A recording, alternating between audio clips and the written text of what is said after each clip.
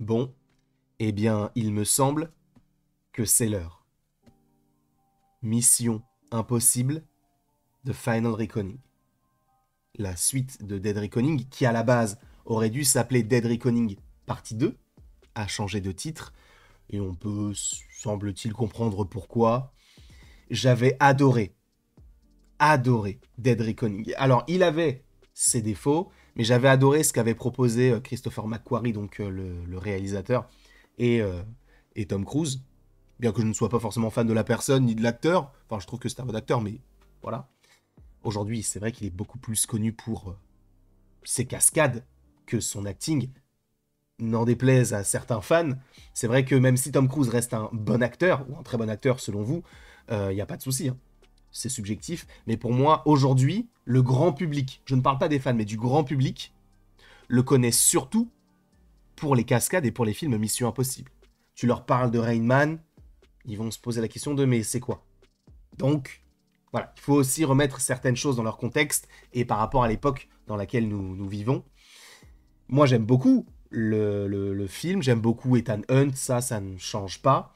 En revanche, il faut aussi rappeler mon point de vue par rapport à cette saga de Mission Impossible. J'ai tout regardé avec Anto, que je salue d'ailleurs, il y aura le lien de sa chaîne en description. Sachez qu'Anto, c'est le plus grand fan de Mission Impossible que je connaisse. Il analyse, il théorise, il fait énormément de choses par rapport à Mission Impossible. Et en vrai, ça fait du bien d'avoir ce genre de personne, ce genre de créateur, qui est évidemment mon ami, je le rappelle. Et c'est lui, en fait, qui m'a fait découvrir la licence. Et donc, pour Dead Reckoning, j'ai regardé tous les films Mission Impossible. On les a regardés, je crois, tous les 2, 3 jours et tout. J'avais fait même un petit classement et tout lorsqu'on les avait regardés. Et j'avais adoré Dead Reckoning. J'ai adoré Fallout. Bref, j'ai adoré ce qu'ont proposé Christopher McQuarrie et Tom Cruise. Mais celui-ci, on est sur toute autre chose. On est censé être sur la fin, logiquement, de Final Reckoning. Le poster est assez équivoque. Et pourtant, ce film-là, tu me dis que c'est le cinquième, je te dis ok. Ben, tu vois ce que je veux dire? Il n'y a pas de... Il y a des enjeux, oui, ça, pour le coup, ça fonctionne très bien. Mais sincèrement, pour moi, c'est l'un des plus mauvais Missions Impossibles. C'est même... Alors, il est peut-être pas pire que le 2. Mais pour moi, il fait partie de la moyenne très basse. Hein. Je me demande même si c'est pas de ceux que je déteste le plus. Alors évidemment, il y a des choses qui fonctionnent extrêmement bien. Ça, ça ne change pas. Il y a des choses qui sont vraiment plutôt bien chorégraphiées, bien écrites, et encore. Mais ça, je pense qu'on en parlera peut-être un petit peu plus tard dans la vidéo ou dans une autre vidéo par rapport au public de Mission Impossible, justement. Parce que je pense que les fans, et ce à juste titre, hein, se disent que bah, l'écriture est vraiment belle, etc. Ça change et tout. Et en vrai, quand tu regardes les chiffres et quand tu regardes ce que disent les spectateurs, on va dire, classiques, tu sens que en fait, ils n'y vont que pour les cascades. D'accord? Si vous y allez pour des cascades plus spectaculaires que les derniers, en vrai, il n'y en a pas tant que ça, mais on va dire que il y en a deux grosses. Voilà. Mais pour moi, ça ne va pas. Ce film-là ne va pas du tout. Là, dites-vous que le film dure quasiment 3 heures. Il dure 2h51.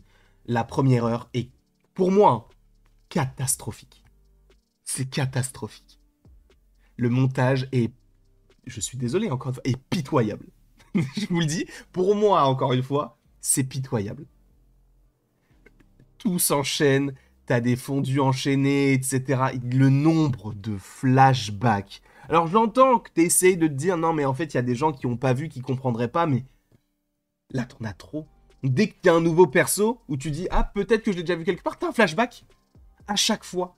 Et ça fonctionne pas. Enfin, ça alourdit le film, déjà qui dure 2h51. Si en plus de ça, tout cumulé, t'as au moins, je sais pas, 5, 6 minutes de flashback, c'est lourd. C'est très, très, très lourd. Donc, la première heure, vraiment, pour moi, elle est catastrophique. Et je me suis... J'ai soufflé. quand j'ai vu certaines scènes, je me suis dit, ah non, on nous a bassiné je ne sais pas combien de temps sur c'est le dernier acte et tout, et ça commence comme ça. Ça en devient un peu ridicule. Je ne parle pas des codes qui sont, entre guillemets, kitsch, mais dans le bon sens. Comme le côté des masques, l'intelligence artificielle, bon ça on connaissait déjà, mais tu vois, la technologie qui va suivre, le côté des bombes, tout ça. Ce sont des choses qu'on voit souvent dans Mission Impossible, et c'est ce qui fait l'âme de la licence, donc ça ne me dérange pas du tout. Au contraire, ça aurait été même bizarre qu'on n'ait pas ce genre de choses. Donc, voilà, il y a les codes qui sont respectés, mais en même temps, la première heure, et pour moi, c'est du grand n'importe quoi. T'as des personnages qui s'enchaînent, tu sais pas, on est où? Ah mais attends, on doit aller là, boum, après on est directement là-bas.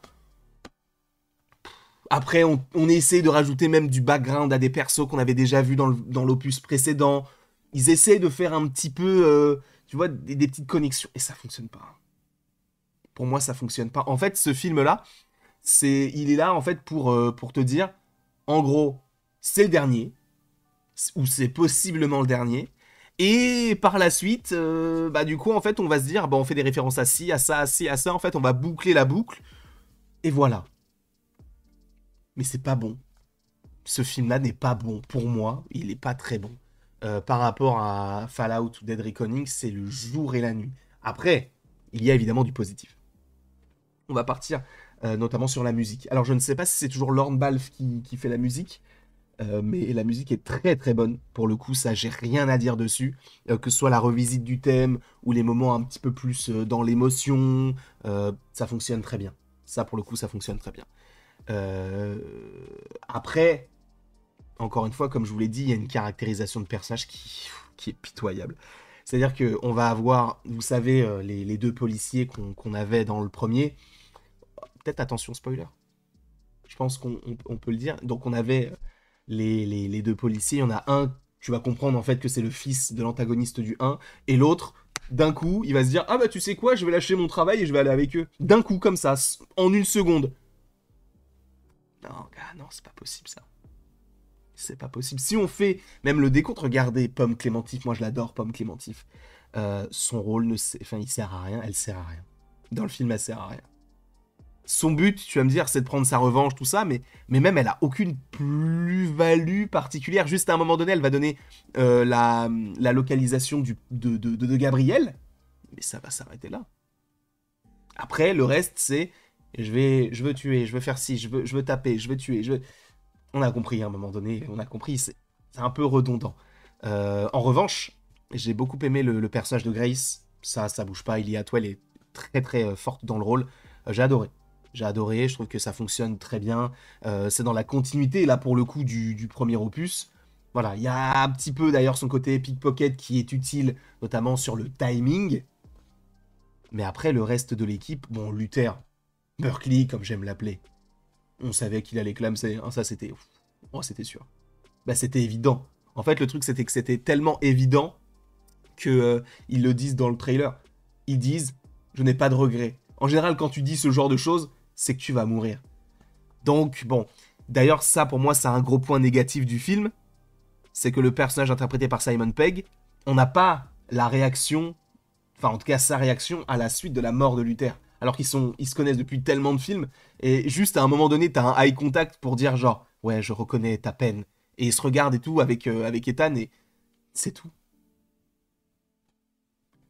En fait, le film, il se veut iconique dans ses scènes d'action, mais dans le scénario, c'est pitoyable. Sincèrement, c'est pitoyable. À tel point, à tel point, que pour moi, Gabriel, l'antagoniste des deux derniers, enfin de celui-ci et du dernier film, qui était plutôt bon dans le premier, notamment le côté avec l'entité, tout ça, pour moi, je vais pas vous mentir. Alors il y en a eu des méchants ridicules, pitoyables dans la pop culture, mais alors lui, ah il est bien placé dans le classement. Hein. Il est nul à chier. Sincèrement. Et la manière dont il meurt. Je vous rappelle que c'est supposément le dernier film Mission Impossible. La manière dont meurt le méchant, c'est qu'il veut s'échapper avec son parachute, il se tape l'entrejambe, et il se cogne la tête et il meurt. C'est ça la fin de Mission Impossible. C'est ça le dernier grand méchant de Mission Impossible. Ça fonctionne pas du tout. Ça ne fonctionne... Pour moi, c'est n'importe quoi. Et même, il joue... Alors, Esaïe... Je sais plus comment il s'appelle. Esaïe, on va l'appeler Esaïe. Bon, Gabriel, l'acteur de Gabriel. Qu'est-ce qu'il joue mal. Oh non, c'est vraiment mauvais. C'est très très mauvais. En plus, il y a beaucoup de faux raccords, notamment avec la course-poursuite des buggy dans les souterrains. À un moment donné, il est comme ça. Le plan d'après, il est comme ça. Non. Non. C'est n'importe quoi. C'est n'importe quoi. Gabriel, il est pitoyable. Le côté de l'avoir séparé de lui et l'entité... Ok, d'accord, mais l'entité, en vrai, tu lui parles qu'une fois. Après, tu comprends qu'il y a quand même pas mal d'enjeux. Sur la deuxième partie du film, ça va mieux. Mais... ça vaut clairement pas le dernier et l'avant-dernier. Après, c'est un débat. Pourquoi est-ce qu'on va voir un Mission Impossible? Parce que je sais qu'il y a des personnes qui vont me dire tu te prends trop la tête, c'est un Mission Impossible. Peut-être. Peut-être, c'est fort possible. Le fait est que je ne suis pas fan de Mission Impossible, mais je juge le film comme on m'a appris à le juger. C'est-à-dire que moi, j'ai regardé le film avec Anto. Anto, il arrive à faire apprécier un projet assez facilement. Et donc, je suis tombé dans Mission Impossible grâce à lui. Et c'est lui qui m'a appris, d'une certaine manière, à voir telle ou telle chose, de voir comment est-ce que les différents personnages étaient bien définis. Ça fait référence à ça. C'est lui qui m'a plongé dans l'univers, d'accord? Donc, on va pas dire que j'ai une âme de fan en moi, parce que ce n'est pas le cas, mais disons que j'ai été inculqué par un fan, d'accord? Mais c'est vrai. Et on ne peut pas se mentir que le grand public, la majeure partie du grand public, va voir Mission Impossible pour les cascades. L'intrigue passe au second plan. En fait, ce genre de film, c'est pour voyager et pour voir les cascades de Tom Cruise. Les deux cascades sont très fortes, mais pour moi, il y a un problème sur la deuxième. Et je rejoins d'ailleurs l'avis de Pocho, à qui j'ai parlé en MP. Je te salue, il est en description également de Pocho et de Garley. Mais, pour moi, la scène du sous-marin est tellement forte. En fait, elle est trop forte, cette scène-là. Pour moi, c'est la meilleure scène du film. C'est angoissant. Pour les thalassophobes et pour tous ceux qui sont claustrophobes, c'est la pire chose. Mais c'est très bien monté. Alors, je ne sais pas comment est-ce qu'ils l'ont tourné. Est-ce que c'était dans, vous savez, le tube qui tourne sur lui-même, qu'on avait déjà utilisé dans plein de films, et notamment aussi dans des séries comme Euphoria. Est-ce qu'ils sont partis là-dessus? Je ne sais pas. En tout cas, pour moi, la scène du sous-marin, c'est l'équivalent de la scène de la moto, dans l'épisode précédent. En revanche, l'épisode des avions, là, c'est très fort ce qu'il fait. Évidemment, on sait que c'est lui qui passe d'un avion à l'autre. On le sait, très bien. Donc c'est d'autant plus fort, mais le montage est catastrophique à ce moment-là. J'entends que tu veuilles donner un côté un peu compte à rebours, le côté de « Ah, il faut le faire dans les dernières secondes, etc. » Donc forcément, c'est un montage alterné. Qu'est-ce qu'un montage alterné? C'est qu'on va filmer une scène, et en même temps, entrecouper cette scène-là d'autres scènes qui se passent en dehors pour te montrer un peu l'angoisse de la situation et te montrer que les scènes se passent en même temps. Mais dans cette scène-là, c'est pas bon. Parce qu'en fait, le truc, c'est que la cascade dure tellement longtemps qu'on est obligé de l'entrecouper dans la diégèse, dans l'intrigue du film. On est obligé de la couper. Parce que il y a d'autres choses qui se passent en même temps. Alors que lorsqu'on avait la scène de la moto, ça, c'était une scène qui était plus courte. Donc ça allait, tu vois. Et tous les personnages étaient quasiment au même endroit. Là, on est un peu disséminés un peu partout. Et en fait, le montage est catastrophique. La scène est très forte. Pour le coup, c'est trop fort ce qu'il fait. Mais ça en vient à désacraliser le truc. C'est-à-dire que on est là genre, oh, il fait ça. Ah, ok, bon bah plan sur la bombe. D'accord. Ah, plan sur Angela Bassett. Oh, waouh, on a encore l'avion. Ah bah encore plan sur Angela Bassett. Bon. Et même, encore une fois, d'ailleurs ça m'y fait penser notamment les scènes de rébellion. Parce qu'en gros, il y a des gens qui sont pro IA, qui sont pro... comment s'appelle l'intelligence artificielle? Je ne sais même plus. L'entité, qui sont pro-entité. D'accord. Mais t'en vois 2 dans le film. T'en vois 3 à la télé et t'en vois 2 dans le film. T'en vois un qui attaque Ethan dans le sous-marin et t'en vois un qui veut tuer la présidente, je crois, Bah, dans la scène où elle est censée envoyer les ogives. C'est tout. Tu vois, il y a l'entité, c'est grave décevant. En fait, l'antagonisme de manière générale, c'est décevant.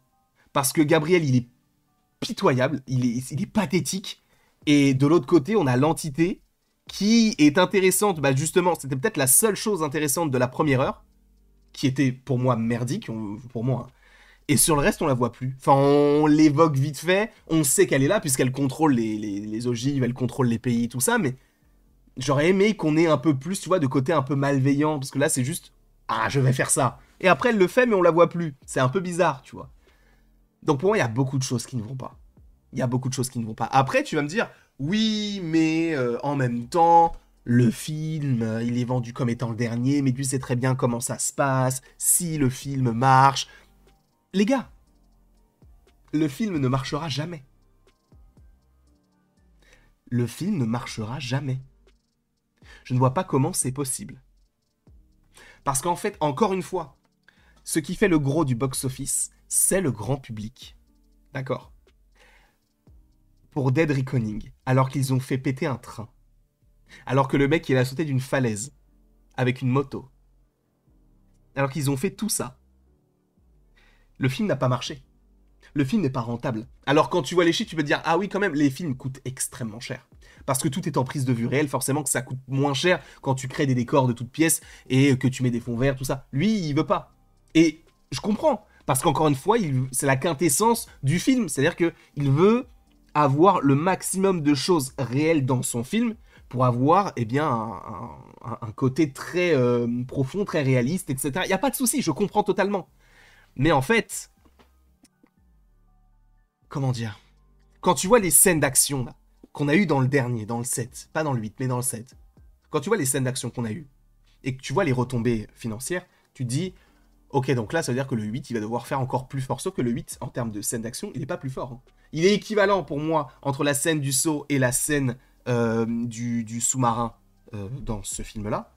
Mais sur la scène de fin, clairement pas. Et pour moi, ce film-là pourrait avoir un léger bouche à oreille, mais jamais il marche. Parce qu'en fait, encore une fois, pour être rentable, le film doit faire entre 2 et 3 fois le budget du film.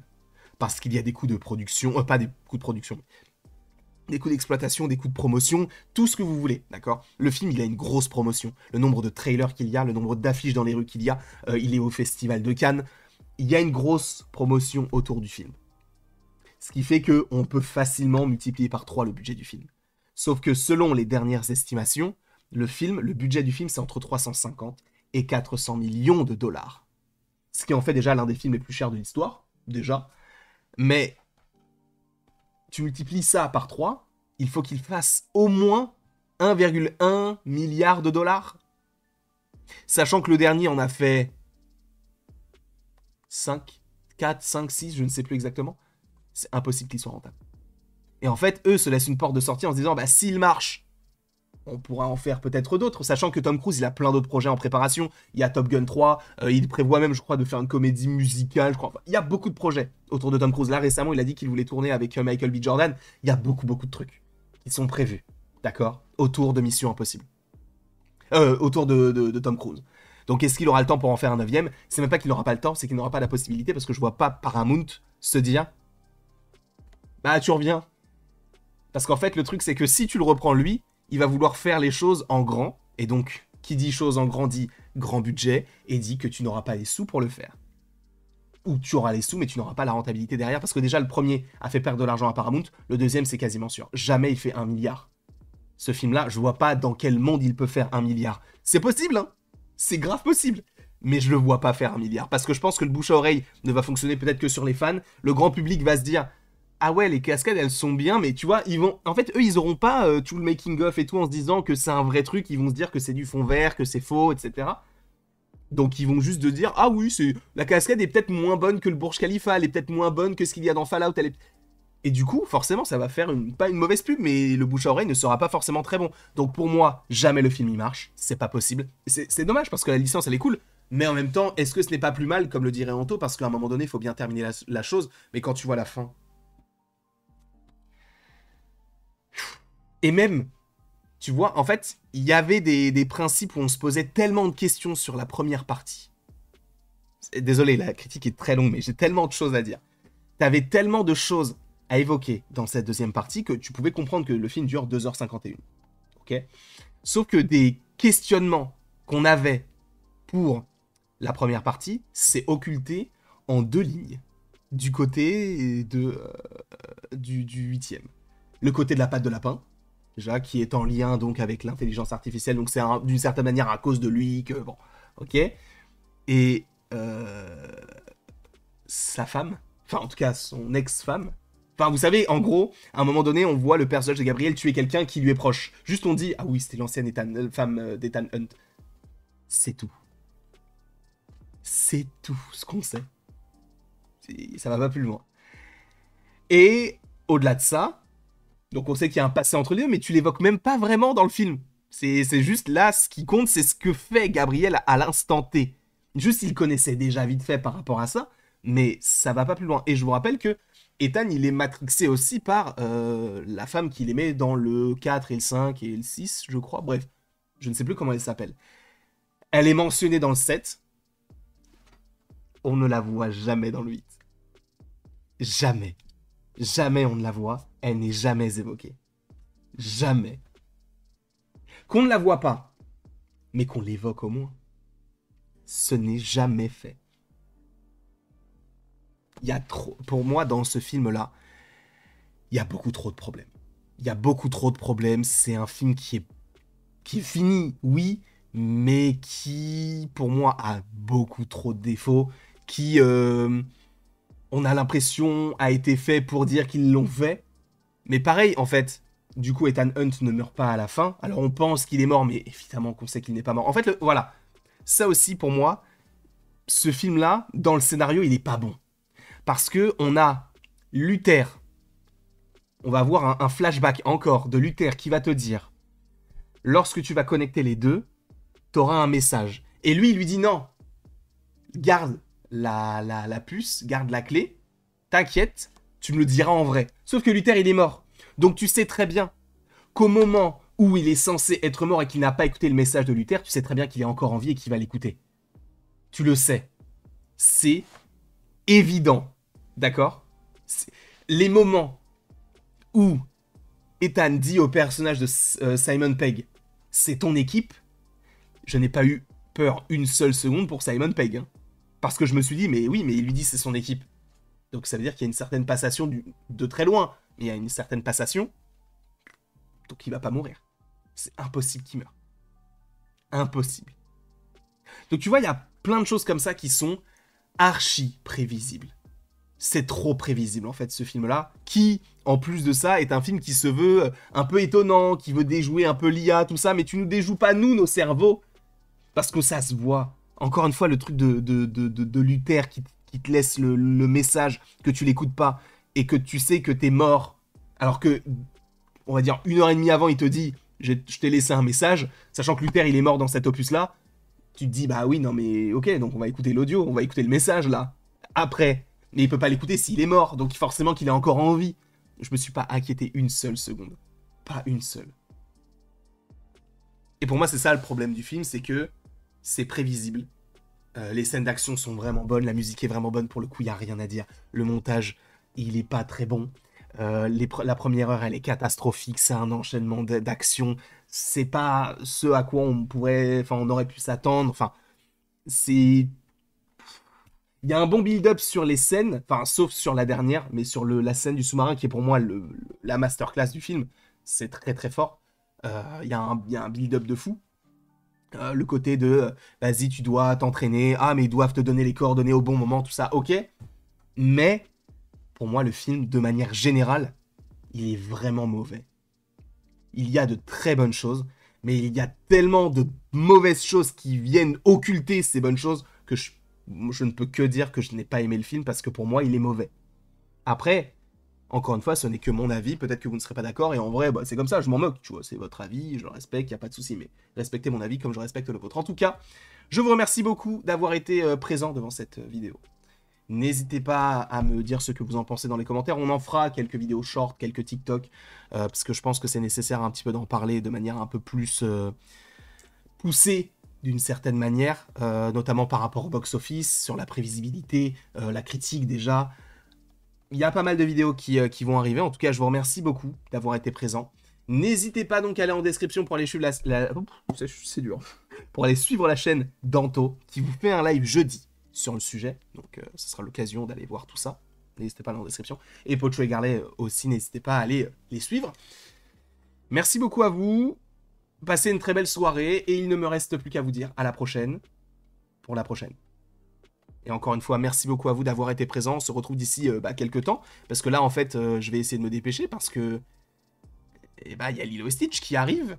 Et je vais au cinéma.